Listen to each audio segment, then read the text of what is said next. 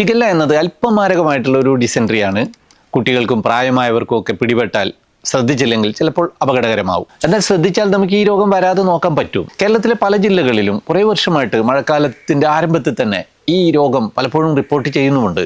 Diarrhoea, വയറിളക്കം എന്ന പദം നമുക്ക് വളരെ പരിചിതമാണ്. വലിയ അർത്ഥമൊന്നുമില്ലാത്ത, കാമ്പില്ലാത്ത, പിന്തിരിപ്പൻ ആശയങ്ങളും അഭിപ്രായങ്ങളും ഒക്കെ ഇങ്ങനെ വളവള പറയുന്ന രാഷ്ട്രീയ നേതാക്കന്മാരെയും സോഷ്യൽ മീഡിയയിലെ ചില ആൾക്കാരെയും ഒക്കെ സൂചിപ്പിക്കാൻ വേണ്ടിയിട്ട് ചിലപ്പോൾ തമാശയായിട്ട് വെർബൽ ഡയറിയ നടത്തുന്നവർ എന്ന് പറയാറുണ്ട്. അതെ, വായിലൂടെ തൂറ്റുന്നവർ എന്ന അർത്ഥത്തിൽ തന്നെ. ഒരു ദിവസം 3 പ്രാവശ്യത്തിലധികം തവണ വെള്ളമായിട്ട് ലൂസായിട്ട് വയറ്റിൽ നിന്നും മലം പോകുന്നുണ്ടെങ്കിൽ അതിനെയാണ് നമ്മൾ വയറിളക്കം അല്ലെങ്കിൽ അക്യൂട്ട് വാട്ടറി ഡയറിയ എന്ന് പറയുക. അതാണ് അതിൻ്റെ ഒരു നിർവചനം.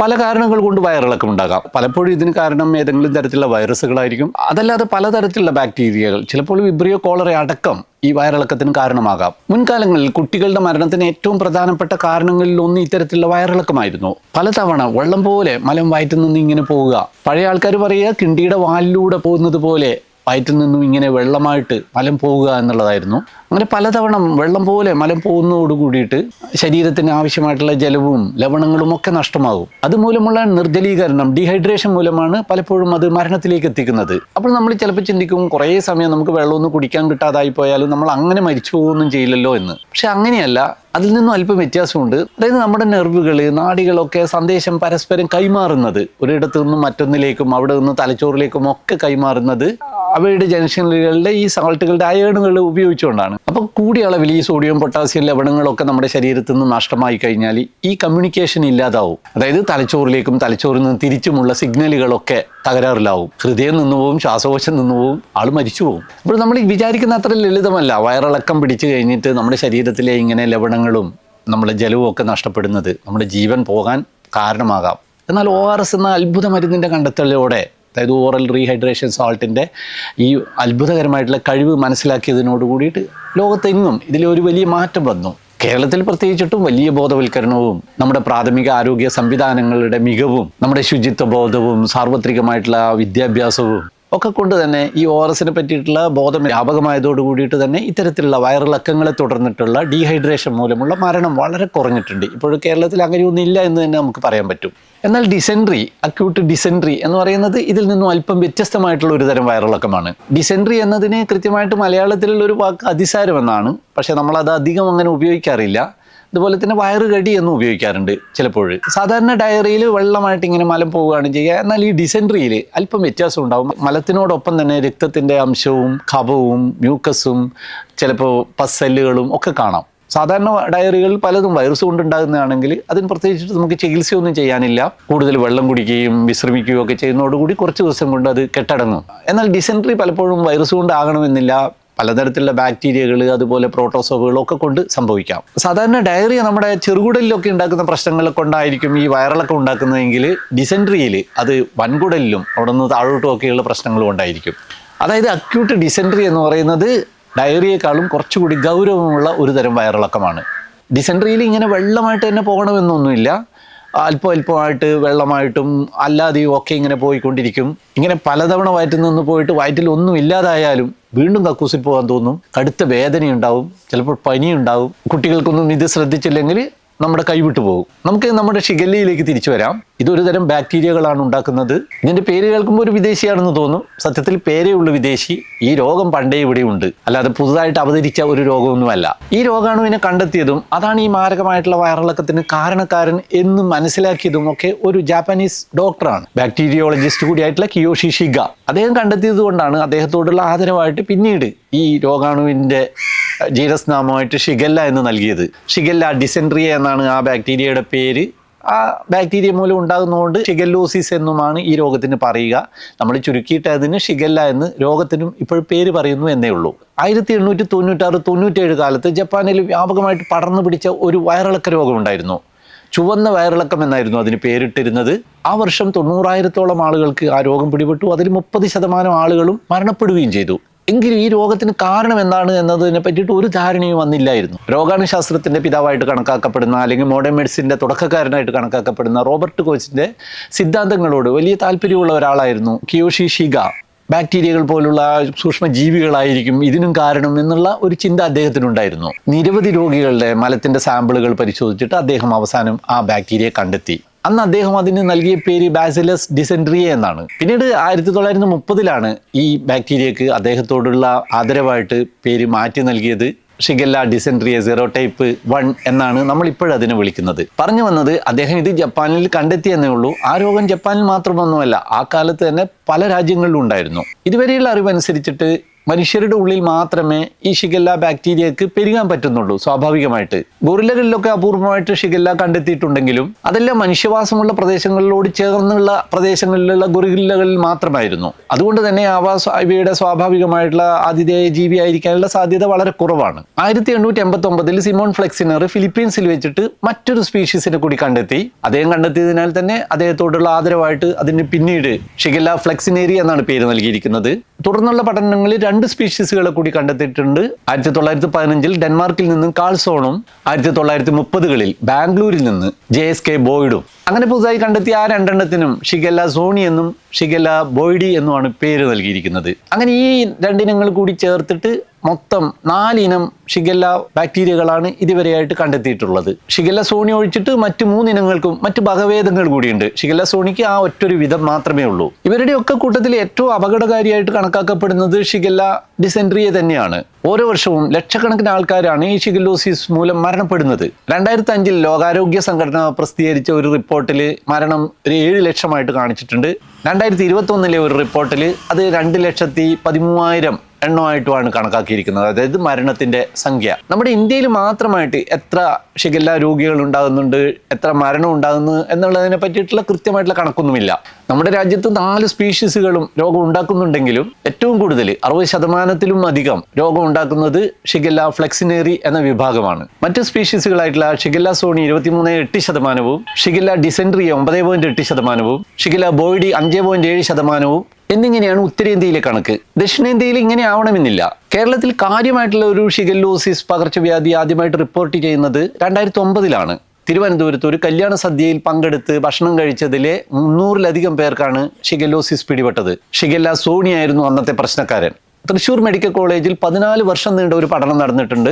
2009 ജനുവരി മുതൽ 2022 നവംബർ വരെയുള്ള കാലഘട്ടങ്ങളിൽ അവിടെ ഉണ്ടായിരുന്ന വയറിളക്ക രോഗികളുടെ മലത്തിന്റെ സാമ്പിളുകൾ പരിശോധിച്ചു. ആ പഠന റിപ്പോർട്ട് 2026 പ്രസിദ്ധീകരിച്ചത്. അവിടെ ഉണ്ടായിരുന്ന കേസുകളിൽ 66% ഷിഗല്ല സോണിയും 32% ഷിഗല്ല ഫ്ലെക്സിനേറിയുമായിരുന്നു. ആലപ്പുഴ മെഡിക്കൽ കോളേജിൽ നടന്ന ഒരു പഠനത്തിൽ 2011 മുതൽ 16 വരെ ശേഖരിച്ച 1585 സാമ്പിളുകളിൽ 48 എണ്ണത്തിലാണ് ഷിഗല്ലയെ കണ്ടെത്തിയത്. അതിൽ 30 എണ്ണത്തിൽ ഷിഗല്ല സോണിയും 18 ഷിഗല്ല ഫ്ലെക്സിനേറിയുമായിരുന്നു. ഈ പഠനങ്ങളെ മാത്രം അടിസ്ഥാനപ്പെടുത്തി കേരളത്തിലെ ഷിഗല്ല സ്പീഷീസുകൾ ഏതൊക്കെയാണ് ഏറ്റവും സജീവമായിട്ടുള്ളത് എന്നുള്ള ഒരു നിഗമനത്തിലെത്താൻ നമുക്ക് പറ്റില്ല. എന്തായാലും ലോകത്ത് ബാക്ടീരിയ മൂലമുള്ള ഡിസെൻട്രിക്ക് ഏറ്റവും പ്രധാന കാരണക്കാര് ഷിഗല്ല തന്നെയാണ്. ഓരോ കൊല്ലവും 8 കോടിയിലധികം ആൾക്ക് ഷിഗല്ലോസിസ് രോഗം പിടിപെടുന്നുണ്ട്. ലക്ഷത്തിലധികം ആൾക്കാർ മരിക്കുന്നുമുണ്ട്. അതിനാൽ തന്നെ ഇത് അത്ര നിസ്സാരമായിട്ടുള്ള ഒരു രോഗമല്ല. പൊതുവെ 2 വയസ്സിനും 4 വയസ്സിനും ഇടയിലുള്ള കുട്ടികളെയാണ് ഇത് കാര്യമായിട്ട് ബാധിക്കുക. രോഗപ്രതിരോധമുള്ളവരിലും ചെറുപ്പക്കാരിലും ഒക്കെ അത്ര വലിയ പ്രശ്നങ്ങൾ ചിലപ്പോഴും ഉണ്ടാക്കണമെന്നില്ല. എന്തായാലും എല്ലാ വർഷവും കാലവർഷത്തിന്റെ തുടക്കത്തോടെ നമ്മുടെ കേരളത്തിലും ഇപ്പോഴും ഷിഗല്ല റിപ്പോർട്ട് ചെയ്യുന്നുണ്ട്. എന്തായാലും കുടിവെള്ളം മലിനമാകുന്നതാണ് ഇതിന്റെ ഏറ്റവും പ്രധാനപ്പെട്ട ഒരു കാരണം. കുറച്ചുകൂടി വ്യക്തമായാൽ ഈ രോഗികളുടെ മലത്തിലാണ് ഈ ബാക്ടീരിയ ഉണ്ടാകുക. ആ മലത്തിന്റെ അംശം നമ്മുടെ വയറിലെത്തണം. അത് കലർന്ന വെള്ളത്തിലൂടെയോ ഭക്ഷണത്തിലൂടെയോ അവർ തൊട്ട സ്ഥലത്ത് നമ്മൾ തൊട്ടിട്ട് കൈ കഴുകാതെ നമ്മൾ ഭക്ഷണം കഴിച്ചാലോ അവർ കൈകാര്യം ചെയ്ത ഭക്ഷണ പദാർത്ഥങ്ങൾ നമ്മൾ കഴിച്ചാലോ ഒക്കെ ഇത് നമ്മുടെ ഉള്ളിലെത്താം. ഇതും കൂടാതെ കുട്ടികളുടെയൊക്കെ മലം വലിച്ചെറിഞ്ഞാൽ അതിൽ വന്നിരിക്കുന്ന ഈച്ചകൾ നമ്മൾ കഴിക്കുന്ന ഭക്ഷണത്തിൽ വന്നിരുന്നാൽ നമുക്ക് കിട്ടാം. ഈ ഷിഗല്ല ബാക്ടീരിയ വളരെ ചെറുതാണ്. 0.3 മുതൽ 0.7 മൈക്രോമീറ്റർ വരെ മാത്രമാണ് അതിന്റെ വലിപ്പം. 1 മുതൽ 7 മൈക്രോമീറ്റർ വരെ നീളമുള്ള നീണ്ട ഉരുളന്തിണ്ട് പോലെയുള്ള റോഡ് ഷേപ്പായിട്ടുള്ള ഒരു ബാക്ടീരിയ ആണിത്. ഒരു പൊടിമലത്തിൽ 100 കണക്കിന് ബാക്ടീരിയകൾ ഉണ്ടാവാം. അതിൽ ഒരു 10-20 എണ്ണം മതി നമുക്ക് രോഗം പിടിപെടാൻ. ഈ ബാക്ടീരിയ ഗ്രാം നെഗറ്റീവ് എന്ന വിഭാഗത്തിൽപ്പെടുന്നവയാണ്. ഈ ഗ്രാം നെഗറ്റീവ്, ഗ്രാം പോസിറ്റീവ് എന്നൊക്കെ നമ്മൾ പലപ്പോഴും കേട്ടിട്ടുണ്ട്. അതുപോലെ ആന്റിബയോട്ടിക്കുകളെ പറ്റിയിട്ട് പറയുമ്പോഴൊക്കെ ബ്രോഡ് സ്പെക്ട്രം ആന്റിബയോട്ടിക്കുകൾ എന്ന് പറയും. ഗ്രാം നെഗറ്റീവിനും ഗ്രാം പോസിറ്റീവിനും എതിരെ പ്രവർത്തിക്കുന്ന ആന്റിബയോട്ടിക് എന്നൊക്കെ പറയും. ഇതെന്താണ് ഈ ഗ്രാമിൽ പോസിറ്റീവും നെഗറ്റീവും ഒക്കെ കൂട്ടിയിട്ട് ഈ ബാക്ടീരിയകളെ പറ്റി പറയുന്നതെന്ന് ചെറുപ്പത്തിൽ ഞാനും അമ്പരന്നിട്ടുണ്ട്. ഞാൻ കരുതിയത് ഈ ഗ്രാം പോസിറ്റീവ് എന്ന് പറയുന്നത് കുറച്ചുകൂടി ശക്തിയുള്ള ബാക്ടീരിയകളും ഗ്രാം നെഗറ്റീവ് എന്ന് പറയുന്നത് കുറച്ച് ശക്തി കുറഞ്ഞ ബാക്ടീരിയകളും ആയിരിക്കും. അങ്ങനെ എന്തോ ഒരു തരം വിഭജനമാണ് അവർക്ക് ഉള്ളത് എന്നായിരുന്നു. പിന്നീടാണ് എനിക്ക് മനസ്സിലായത് ഇതിൽ ഉപയോഗിക്കുന്ന ഈ ഗ്രാം എന്നത് പറയുന്നത് നമ്മുടെ തൂക്കത്തിൻ്റെ അളവ് പറയുമ്പോഴുള്ള കിലോഗ്രാമിലൊക്കെ പറയുന്ന ആ ഗ്രാം അല്ല, അതൊരു വ്യക്തിയുടെ പേരാണ്. 1884 ഹാൻസ് ക്രിസ്ത്യൻ ഗ്രാം എന്ന് പറയുന്ന ഒരാളാണ് ആദ്യമായിട്ട് ഈ ബാക്ടീരിയകളെയൊക്കെ കാണാൻ വേണ്ടിയിട്ട് എങ്ങനെയാണ് അതിന് നിറം കൊടുക്കുക എന്നുള്ള ഒരു കാര്യം കണ്ടെത്തിയത്. അതായത് അതിനൊരു നിറം കൊടുക്കുന്ന, കളർ കൊടുക്കുന്ന, സ്റ്റെയിൻ കൊടുക്കുന്ന ഒരു രീതി, സ്റ്റെയിനിങ് രീതി, അതിന് ഗ്രാം സ്റ്റെയിൻ എന്നാണ് പിന്നീട് വിളിച്ചത് അദ്ദേഹത്തിൻ്റെ പേരിൻ്റെ ഓർമ്മക്കായിട്ട്. ഈ ബാക്ടീരിയകൾ എന്ന് പറയുന്നത് നമ്മൾ കരുതുന്നത് പോലെ നമ്മൾക്ക് വലിയ ലെൻസ് എടുത്ത് നോക്കിയാലോ മൈക്രോസ്കോപ്പ് വെച്ച് നോക്കിയാലോ ഒന്നും നേരിട്ട് കാണാൻ പറ്റുന്ന ജീവികളല്ല. കാരണം അവർക്ക് പ്രത്യേകിച്ച് കളറൊന്നുമില്ല. അതുകൊണ്ട് തന്നെ നമുക്ക് വെള്ളത്തിൽ നിന്നൊന്നും അതിനെ വേർതിരിച്ചിട്ട് മനസ്സിലാക്കാനൊന്നും പറ്റില്ല. നമ്മൾ ചില പരസ്യങ്ങളിലൊക്കെ, ഡിഷ് വാഷുകളുടെയൊക്കെ പരസ്യങ്ങളിൽ, അതുപോലെ കക്കൂസൊക്കെ ക്ലീൻ ചെയ്യുന്ന, രോഗാണുക്കളെ കൊല്ലുന്നത് എന്ന് അവകാശപ്പെടുന്ന ചില ലിക്വിഡുകളുടെയൊക്കെ പരസ്യത്തിൽ സ്ഥിരമായിട്ട് നമ്മൾ കാണുന്നതാണ്. അതിലൊരാൾ വന്നിട്ട്, കോട്ടൊക്കെ ഇട്ടിരിക്കുന്ന ഒരാൾ വന്നിട്ട് വലിയ മൈക്രോസ്കോപ്പിലെ കൂടി ഇങ്ങനെ നമ്മുടെ തറയിലൊക്കെ നോക്കുമ്പോൾ അവിടെയൊക്കെ ഇങ്ങനെ ബാക്ടീരിയകൾ ഇങ്ങനെ നടക്കുന്ന ഒരു ചിത്രം. സത്യത്തിൽ അങ്ങനെ ബാക്ടീരിയയെ നമുക്ക് ഇങ്ങനെ വെറുതെ നോക്കിയാലൊന്നും കാണാൻ പറ്റില്ല. അത്തരത്തിലുള്ള ബാക്ടീരിയകളെ കാണണമെങ്കിൽ അവയുടെ സെൽ വാളുകൾക്ക് ഏതെങ്കിലും തരത്തിലുള്ള കളർ കൊടുത്തിട്ട് അതിൻ്റെ അതിരുകൾ മനസ്സിലാക്കുകയും അങ്ങനെ അവയുടെ രൂപം തിരിച്ചറിയുകയും ചെയ്യുക എന്നുള്ളതാണ്. അതിനു വേണ്ടിയിട്ട് ഇത്തരത്തിലുള്ള സ്ലൈഡുകളിൽ എടുത്തിരിക്കുന്ന തിരിച്ചറിയേണ്ട ബാക്ടീരിയകൾ ഉണ്ട് എന്ന് കരുതുന്ന സാമ്പിളുകളിൽ പ്രത്യേക തരത്തിലുള്ള കെമിക്കൽ ഡൈകൾ ഉപയോഗിക്കുകയാണ് ചെയ്യുക.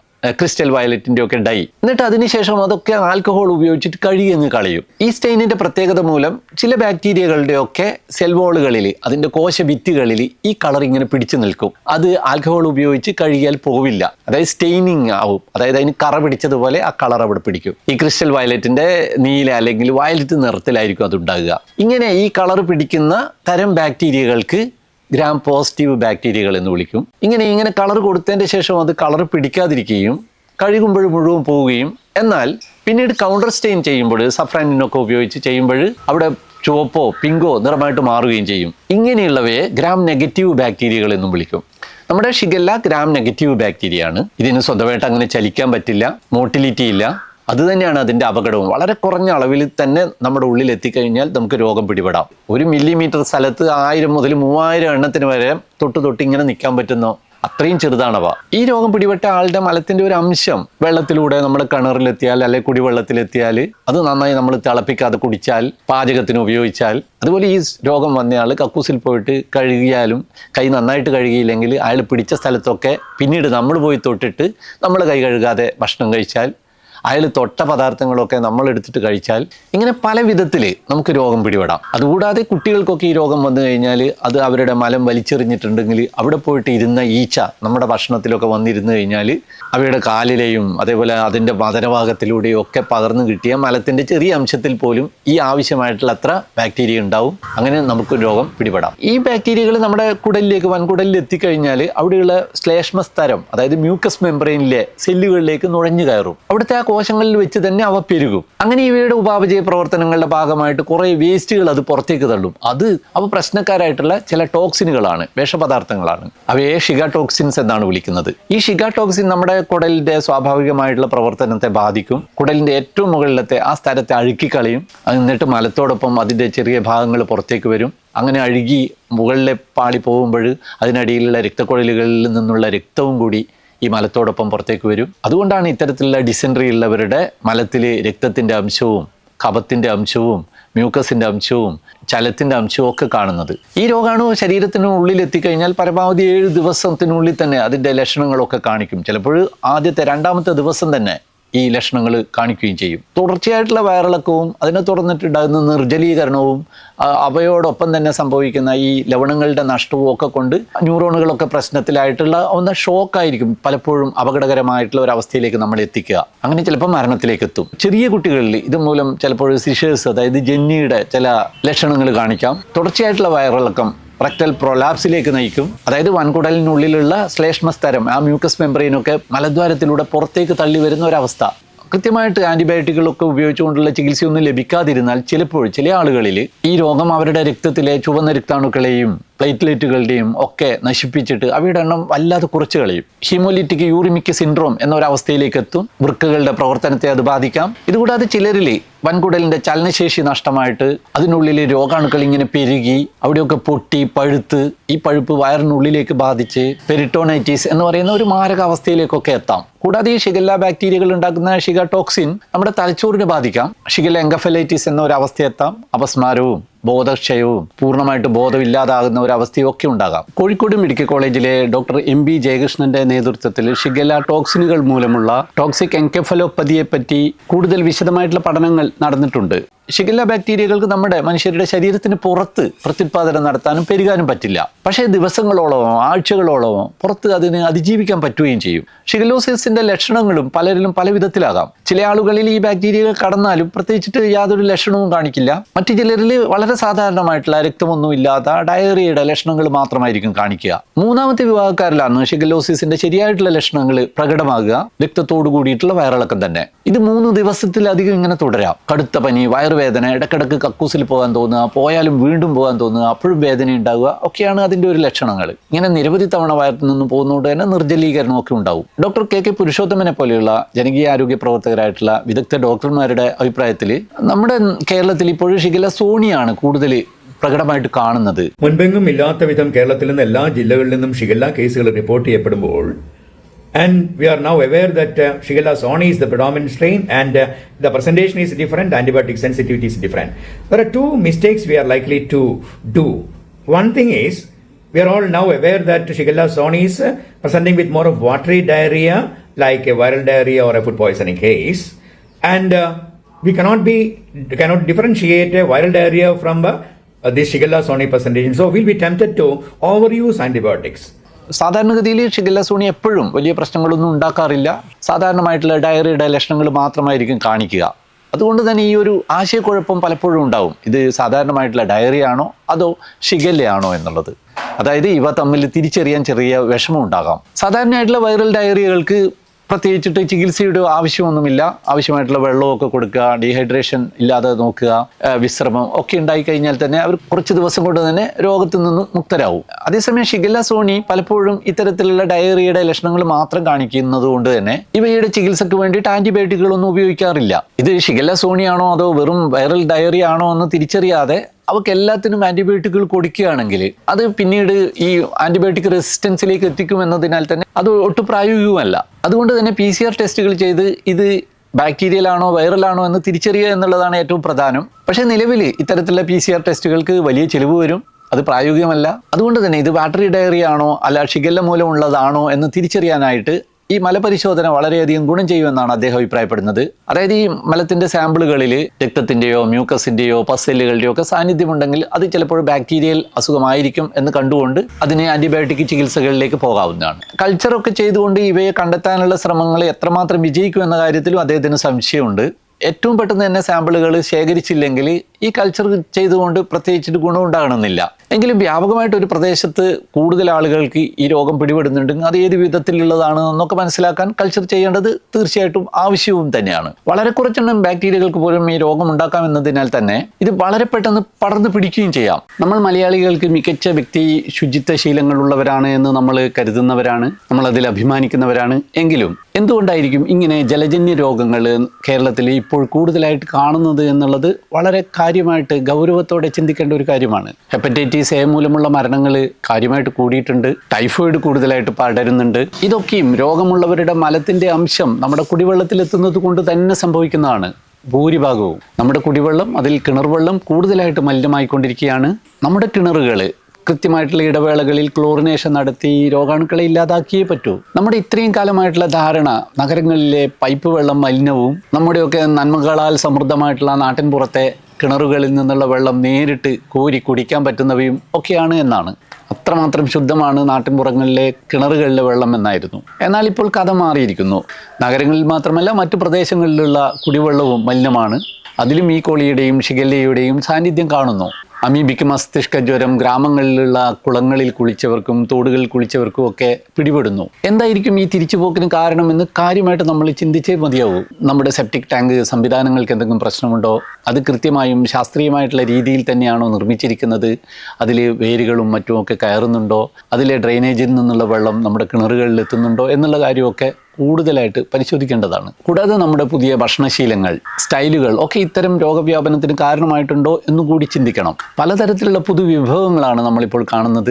വേവിക്കാത്തതും ശുചിത്വം പാലിക്കാതെയുമായിട്ട് ശേഖരിച്ചിരിക്കുന്ന പച്ചക്കറികൾ, വഴിയോരത്ത് വെച്ച് മുറിച്ചു വിൽക്കുന്ന പഴങ്ങൾ, വേവിക്കാത്ത സലാഡുകൾ, ഉപ്പിലിട്ടത് എന്നും പറഞ്ഞ് സർവ്വതും, ഗ്ലാസ് ഭരണികളിലെ വെള്ളത്തിൽ നിന്നും കൈയിട്ട് പുറത്തേക്ക് എടുക്കുന്ന കാഴ്ച, സ്ട്രീറ്റ് ഫുഡിൻ്റെ ഏറ്റവും പ്രധാനപ്പെട്ട ഭാഗമായിട്ട് അത് മാറിയത്. എല്ലാ ചടങ്ങുകളിലും വെൽക്കം ഡ്രിങ്കുകൾ എന്ന് പറഞ്ഞിട്ട് തണുത്ത വെള്ളം, അത് എത്തരത്തിലുള്ള വെള്ളമാണ് എന്ന് പരിശോധിക്കപ്പെടുന്നുണ്ടോ എന്നുള്ള കാര്യത്തിൽ സംശയമുണ്ട്.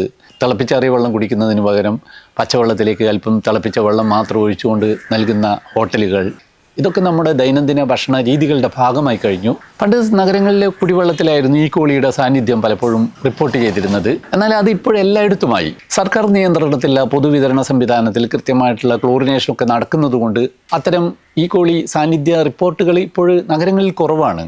അതുപോലെ ഇത്തരത്തിലുള്ള വയറിളക്ക രോഗങ്ങളും അവിടെ കുറയാണ്. പകരം അത് ഗ്രാമങ്ങളിലേക്ക് തിരിച്ചെത്തിയിരിക്കുന്നു. എന്തായാലും മറ്റുള്ളവരുടെ മലത്തിൻ്റെ അംശം നമ്മുടെ വയറിലെത്തുന്നുണ്ട്. അതത്ര കേൾക്കാൻ സുഖമുള്ള അറിവല്ല. അതുപോലെ തന്നെ ഇത്തരത്തിലുള്ള കുറേ അസുഖങ്ങളെ വർദ്ധിപ്പിക്കുന്ന ഒരു സത്യവുമാണ്. ഞാൻ വിജയകുമാർ ബ്ലാത്തൂർ.